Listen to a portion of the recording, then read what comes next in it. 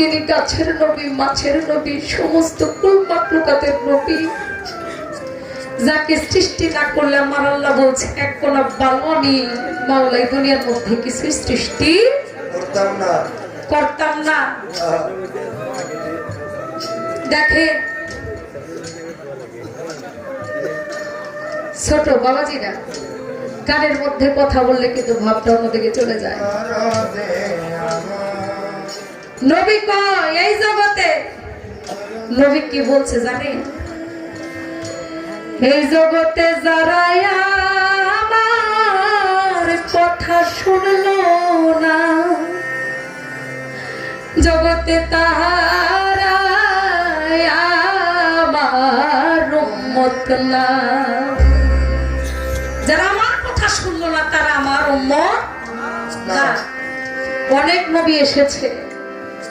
মুসা নবী একদিন বলেছিল, আমি যদি দুনিয়ায় নবী না হইয়া এই আখেরি নবীজি রাসূল করিম সাল্লাল্লাহু তার উম্মত হইয়া জন্ম নিতে পারতাম, আমার নিজের জীবনকে আমি ধন্য মনে করতাম। তাহলে সেই নবীর উম্মত হয়ে আমরা আসছি, আপনারা আসছেন, তার নামে গুণগান করতে পারতেছি, তার নামে একটু ভাব বিনিময় করার সুযোগ আমরা পেয়েছি। আমার নবী তো 63 বছরই আম্মতি হয়ে গেছে।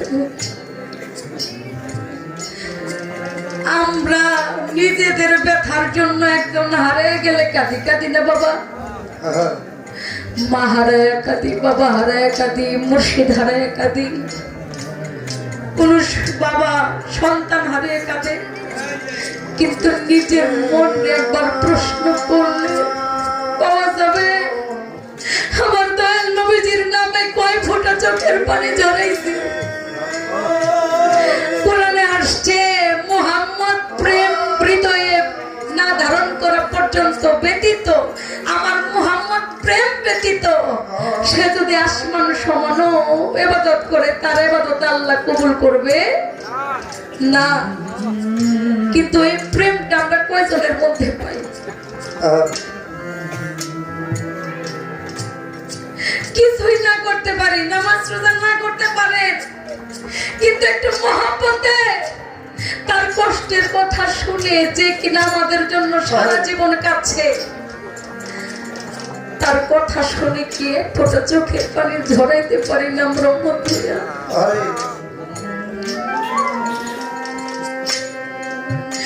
এই দুনিয়ার মধ্যে আল্লাহর প্রিয়তম বন্ধু, প্রাণের চাইতে প্রিয়, তাকে দুনিয়ার মধ্যে পাঠাইছে এতিম কইরা। কেন জানে? এতিম কইরা পাঠাইছে এর কারণে আমার নবীজি যদি এতিম হয়ে দুনিয়ায় না আসতো, এই এতিমের যে কি জ্বালা, এতিমের যে কি যন্ত্রণা, এই দুনিয়ার মানুষের অবস্থা সে আমার দয়াল নবীজি গর্ভে থাকা অবস্থায় তার পিতা পরপারে চলে গেছে। আমার নবীর যখন 7 বছর বয়স, তার জননী মা পটম রেখা দুইটাই হয়েছে এবং ইসলামটাকে এই বেলায়েতের এই নবুয়তের ধর্মটাকে টিকিয়ে রাখার জন্য কি না করছে আমার নবী। কত সময় ওই কাবার মধ্যে যে নামাজ পড়তে পারে নাই, শত্রুদের তাড়নায় তাদেরকে সামাল দিতে যে একদিন নামাজের সময় হয়ে গেছে, আমার নবী কাবা ঘরের সামনে নামাজ পড়ে সেজদায় রত হয়েছে।